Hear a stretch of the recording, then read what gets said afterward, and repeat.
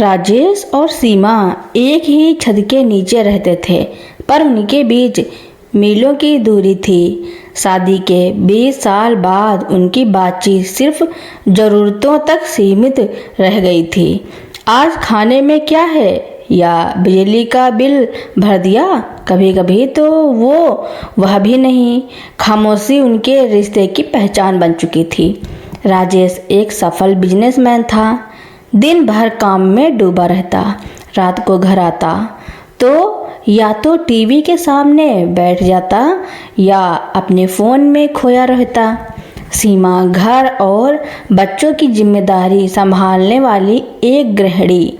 बच्चों के बड़े होने के बाद उसके पास बहुत खाली समय होता, जो वह अक्सर अकेलेपन में बिताती। उनके 2 बच्चे थे, बेटा रवि और बेटी प्रिया। दोनों ही अपनी पढ़ाई और दोस्तों में व्यस्त रहते। उन्होंने कभी अपने माता पिता के बीच की खामोशी पर ध्यान नहीं दिया, या शायद देना ही नहीं चाहते थे। सीमा को याद है कैसे उनकी शादी के शुरुआती साल प्यार और हंसी से भरे थे। राजेश हर छोटी बात पर उसकी राय लेता, उसे सरप्राइज देता और उसकी हर खुशी का ख्याल रखता। पर धीरे धीरे जिम्मेदारियों और वक्त की कमी ने उस प्यार को कहीं पीछे ढकेल दिया। राजेश को लगता था कि वह घर के लिए सब कुछ कर रहा है, पैसे कमा रहा है, ज़रूरतें पूरी कर रहा है। उसे नहीं पता था कि सीमा को इन सब से ज़्यादा उसका समय और साथ चाहिए था। एक दिन सीमा की सहेली नीता उससे मिलने आई। नीता ने जब सीमा को इतना अकेला और उदास देखा तो वह चिंतित हो गई। क्या बात है सीमा, आजकल तुम इतनी गुमसुम क्यों रहती हो? सब ठीक तो है? सीमा ने एक गहरी सांस ली और अपनी आपबीती सुनाई। उसने बताया कि कैसे राजेश और उसके बीच की बातचीत खत्म हो गई है, कैसे वह हर दिन अकेलेपन से जूझती है। नीता ने सब ध्यान से सुना और फिर बोली, सीमा, चुप रहने से काम नहीं चलेगा, तुम्हें अपनी बात रखनी होगी। हो सकता है राजेश को एहसास ही ना हो कि तुम किस दौर से गुजर रही हो। कैसे करूं नीता, वह सुनता ही कहाँ है। जब भी मैं कुछ कहने की कोशिश करती हूँ वह या तो थका होने का बहाना बना देता है या कोई और काम निकल आता है। सीमा की आवाज़ में हताशा थी। इस बार कोशिश करके देखो, एक बार खुलकर बात करो। अगर वह फिर भी ना समझे तो कुछ और सोचना पड़ेगा, नीता ने सलाह दी। उस रात राजेश जब घर आया तो सीमा ने हिम्मत जुटाई। राजेश, मुझे तुमसे कुछ बात करनी है। राजेश ने टीवी देखते हुए ही कहा, हाँ बोलो, मैं सुन रहा हूँ। नहीं, ऐसे नहीं, मुझे तुमसे शांति से बैठकर बात करनी है, सीमा ने दृढ़ता से कहा। राजेश ने नाराज़गी से टीवी बंद किया और सीमा की तरफ देखा। क्या बात है, इतनी गंभीर क्यों हो? सीमा ने अपनी सारी भड़ास निकाल दी। उसने बताया कि वह कितना अकेला महसूस करती है, कैसे उनके रिश्ते में कोई बातचीत बची ही नहीं है, कैसे उसे उसकी परवाह और समय चाहिए, ना कि सिर्फ पैसे। राजेश पहले तो हैरान हुआ, फिर झुंझलाया। मैं काम करता हूँ, पैसे कमाता हूँ, घर चलाता हूँ, तुम और क्या चाहती हो? मैं कोई खाली बैठा आदमी नहीं हूँ कि सारा दिन तुम्हारी बातें सुनूं।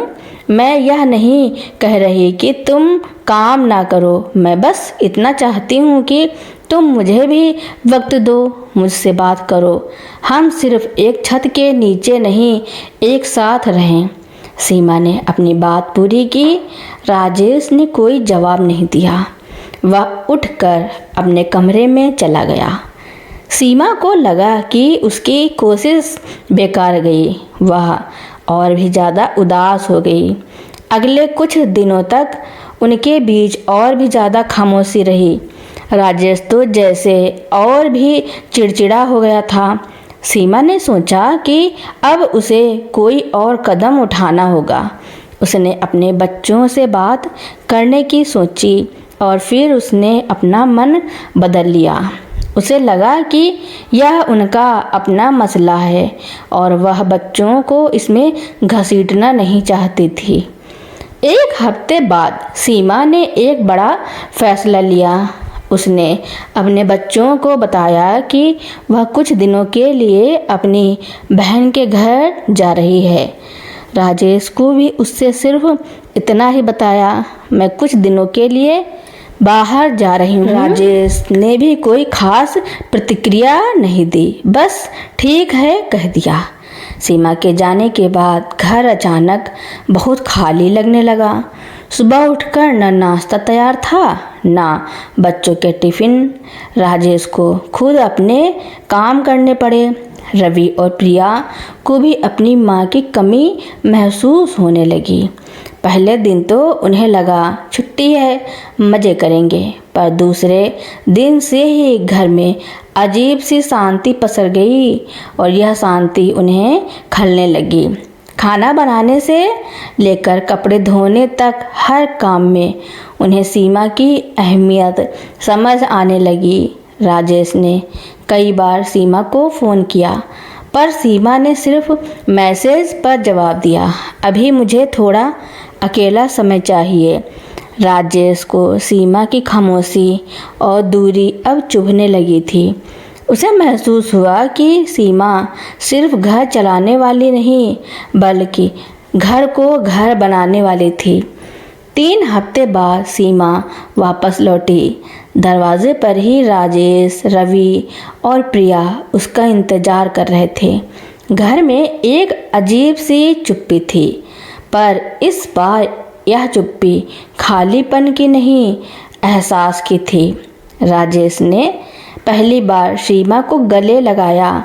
उसकी आवाज़ भारी थी, सीमा मुझे माफ़ कर दो, मुझे एहसास ही नहीं हुआ कि मैं तुम्हें कितना तकलीफ़ दे रहा हूँ। मुझे तुम्हारी ज़रूरत है, सिर्फ घर के कामों के लिए नहीं, बल्कि मेरे जीवन में तुम्हारी ज़रूरत है। तुम घर की जान हो। रवि और प्रिया ने भी माँ से लिपटकर कहा, माँ तुम्हारे बिना घर में कुछ भी अच्छा नहीं लगता, हम तुम्हें बहुत मिस कर रहे थे। सीमा की आंखों में आंसू थे, पर इस बार वे खुशी के आंसू थे। उसने अपने परिवार को एक नया मौका देने का फैसला किया। राजेश और सीमा के जीवन में एक नया अध्याय शुरू हो चुका था। सीमा के लौटने के बाद घर का माहौल पूरी तरह से बदल गया। राजेश अब ऑफिस से जल्दी आने लगा ताकि वह सीमा और बच्चों के साथ कुछ समय बिता सके। शाम को साथ बैठकर चाय पीते, दिन भर की बातें करते। राजेश ने घर के छोटे मोटे कामों में भी हाथ बटाना शुरू कर दिया था, जिससे सीमा को बहुत खुशी होती। बच्चों को भी अब माता पिता के बीच की यह नई नज़दीकी अच्छी लगने लगी थी। रवि और प्रिया पहले जो अपने कमरों में दुबके रहते थे, अब शाम को परिवार के साथ बैठकर बोर्ड गेम्स खेलते, फिल्में देखते या गपशप करते। घर में हंसी और जीवंतता वापस लौट आई थी। राजेश ने सीमा से कई बार कहा, मुझे माफ़ कर दो सीमा, मैं अपनी नौकरी में इतना डूब गया था कि मैंने तुम्हें और अपने परिवार को नज़रअंदाज कर दिया। तुमने मुझे बहुत बड़ा सबक सिखाया है। सीमा भी खुश थी। उसे पता था कि एक रिश्ते को निभाने में समय और प्रयास दोनों लगते हैं। उसने राजेश को माफ़ कर दिया था क्योंकि वह देख सकती थी कि राजेश अब सच में बदल चुका है। अब वे दोनों एक दूसरे की ज़रूरतों को समझते थे और एक दूसरे का सम्मान करते थे। एक दिन राजेश ने सीमा के लिए एक सरप्राइज प्लान किया। उसने अपने ऑफिस से कुछ दिनों की छुट्टी ली और परिवार के साथ एक छोटे से हिल स्टेशन पर घूमने का प्लान बनाया। सीमा यह देखकर बहुत खुश हुई, क्योंकि उन्हें एक साथ कहीं घूमने गए हुए सालों हो गए थे। उस यात्रा के दौरान उन्होंने न सिर्फ खूबसूरत नज़ारों का लुत्फ़ उठाया, बल्कि अपने रिश्ते को भी नए सिरे से सजाया। राजेश और सीमा ने हाथ पकड़कर पहाड़ों पर चढ़ाई की, साथ में ठंडी हवा का आनंद लिया और एक दूसरे से खुलकर बातें की। उन्हें लगा जैसे उनकी शादी के शुरुआती दिन वापस आ गए हों। वापस आने के बाद राजेश ने एक नियम बना लिया था कि वह रोज़ शाम को कम से कम 1 घंटा सीमा के साथ बिताएगा, चाहे वह साथ में टहलना हो या बस बैठकर बातें करना। सीमा ने भी अपनी हॉबीज़ को फिर से शुरू किया। उसने कुकिंग क्लास में दाखिला लिया और नए नए व्यंजन बनाना शुरू किया, जिसमें राजेश भी कभी कभी उसकी मदद करता। उनके रिश्ते में अब खुली बातचीत और समझदारी थी। खामोशी अब उनके रिश्ते की पहचान नहीं थी, बल्कि उसकी जगह प्यार और अपनत्व ने ले ली थी। राजेश और सीमा ने यह सीख लिया था कि रिश्ते में दूरियां तब नहीं आती जब लोग दूर होते हैं, बल्कि तब आती हैं जब वे एक दूसरे से बात करना बंद कर देते हैं। आज राजेश और सीमा एक खुशहाल जीवन जी रहे हैं। उन्होंने अपनी गलतियों से सीखा और अपने रिश्ते को एक नई दिशा दी। उनके बच्चे भी अब इस बात को समझते थे कि परिवार में संवाद और सम्मान कितना ज़रूरी है। आशा है आपको यह कहानी पसंद आएगी। राजेश और सीमा की कहानी अब सिर्फ उनकी नहीं, बल्कि उनके पूरे परिवार के लिए एक प्रेरणा बन चुकी थी। उन्होंने न सिर्फ अपने रिश्ते को फिर से जीवंत किया, बल्कि अपने बच्चों को भी यह सिखाया कि रिश्तों को कैसे संजोया जाता है। रवि और प्रिया ने देखा कि उनके माता पिता ने कैसे मुश्किल दौर से निकलकर अपने प्यार को मजबूत बनाया। यह अनुभव उनके लिए किसी किताबी ज्ञान से ही बढ़कर था। अब जब भी घर में कोई छोटी मोटी गलतफहमी होती तो राजेश और सीमा उसे दबाने या अनदेखा करने के बजाय उस पर खुलकर बात करते। उन्होंने जान लिया था कि संवाद ही किसी भी समस्या का सबसे पहला और ज़रूरी समाधान है। राजेश ने अपने काम के घंटों में भी थोड़ा बदलाव किया, ताकि वह शाम को परिवार के साथ अधिक समय बिता सके। उसने यह भी सुनिश्चित किया कि हर महीने कम से कम एक बार वे पूरे परिवार के साथ बाहर घूमने जाएं या कोई नई गतिविधि करें। सीमा ने भी राजेश के प्रयासों की सराहना की। वह समझती थी कि राजेश के लिए अपनी पुरानी आदतों को बदलना आसान नहीं था, इसलिए वह उसे हर कदम पर सहयोग देती थी। उसने बीच अब एक दूसरे के प्रति गहरा सम्मान और समझ थी। उन्हें एहसास हुआ कि पैसा और भौतिक सुख सुविधाएं तो जीवन का हिस्सा हैं, पर असली खुशी और संतोष अपनों के साथ रहने और उनके साथ भावनात्मक जुड़ाव में है।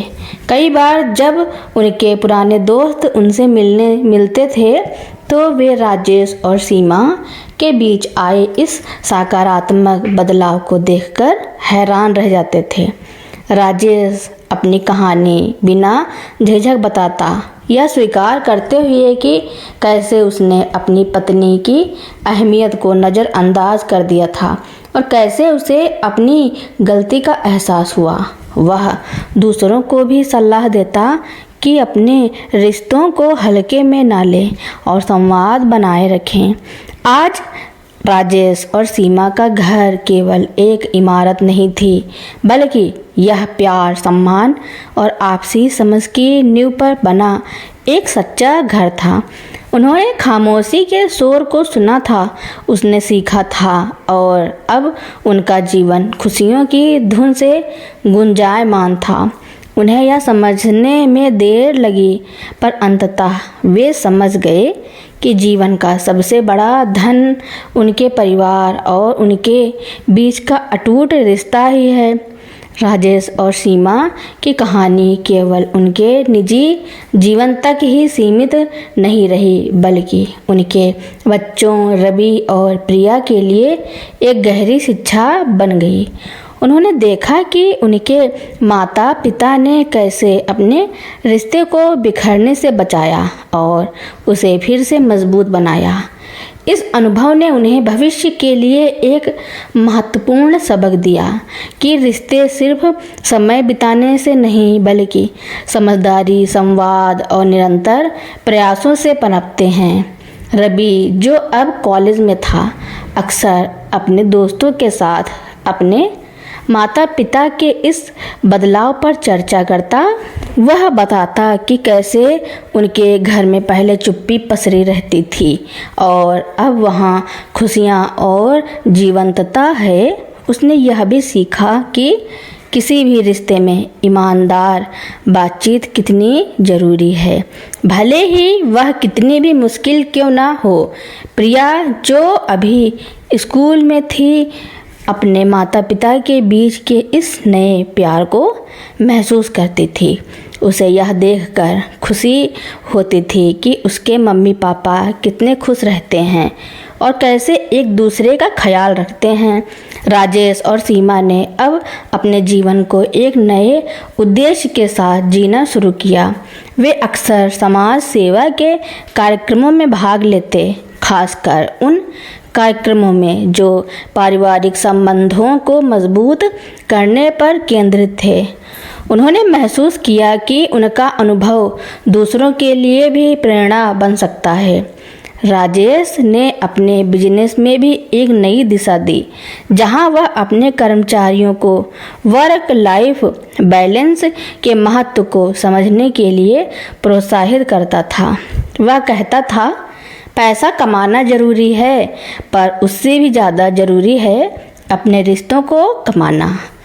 सीमा ने अपने खाली समय का उपयोग एक स्वयं सहायता समूह के साथ काम करने में किया, जो ऐसी महिलाओं की मदद करता था जो अपनी रिश्तों में चुनौतियों का सामना कर रही थी। वह अपनी कहानी साझा करती और उन्हें आशा और हिम्मत देती थी। सीमा का मानना था कि खुद की आवाज़ उठाना और अपनी ज़रूरतों को व्यक्त करना बहुत ज़रूरी है, क्योंकि खामोशी अक्सर रिश्तों में जहर घोल देती है। साल गुजरते गए, राजेश और सीमा का रिश्ता और भी गहरा और परिपक्व होता गया। उन्होंने मिलकर जीवन के कई उतार चढ़ाव देखे, पर हर चुनौती को उन्होंने एक साथ मिलकर पार किया। उनके घर में अब केवल प्यार, हंसी और सम्मान का वास था। वे जानते थे कि उन्होंने अपने बच्चों के लिए धन संपत्ति से कहीं बड़ी एक विरासत छोड़ी है, एक ऐसा रिश्ता जो अटूट है, एक ऐसा परिवार जो हमेशा एक दूसरे का सहारा रहेगा। राजेश और सीमा की कहानी केवल उनके निजी जीवन तक ही सीमित नहीं रही, बल्कि उनके पूरे परिवार के लिए एक गहरी शिक्षा बन गई। उन्होंने न सिर्फ अपने रिश्ते को फिर से जीवंत किया, बल्कि अपने बच्चों को भी यह सिखाया कि रिश्तों को कैसे संजोया जाता है। रवि और प्रिया ने देखा कि उनके माता पिता ने कैसे मुश्किल दौर से निकलकर अपने प्यार को मजबूत बनाया। यह अनुभव उनके लिए किसी किताबी ज्ञान से कहीं बढ़कर था।